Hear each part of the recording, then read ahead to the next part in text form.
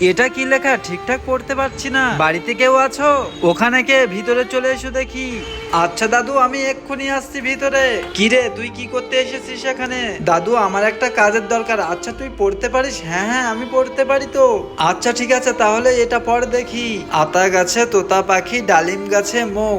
বাহ, খুব ভালো তো, তুই সুন্দর পড়তে শিখেছিস। আচ্ছা এই বইগুলো তুই নিয়ে রাখ, এগুলো পড়বি। এই যে দাদু, কালকে আমি 1000 টাকা রেখেছিলাম, সেটা তো খুঁজে পাচ্ছি না। 1000 টাকা কোথায় রেখেছিলি? আমি তো এখানেই রেখেছিলাম, মনে হচ্ছে ওই ছেলেটা নিয়েছে। না না, ও ছেলেটা অনেক ভালো, চিন্টু তো অনেক ভালো ছেলে। ওই তো চিন্টু চলে এসেছে। কিরে চিন্টু, তুই কালকে এখানে 1000 টাকা দেখেছিলি? হ্যাঁ হ্যাঁ দেখেছি, তুই এখানে পড়েছিল, আমি এই বইয়ের মধ্যে রেখে দিয়েছিলাম। এই দেখো 1000 টাকা। দেখেছিস, তোর তো বিশ্বাস হচ্ছিল না। এই নে, তোর টাকা গোছিয়ে রেখেছে। আরে তুমি এদের বিশ্বাস করো না। চিন্টু, তুই কিছু মনে করিস না, গরিবদের সবাই এরকম বলতে থাকে। আমি গরিব হতে পারি দাদু, কিন্তু আমি চোর না। Like subscribe.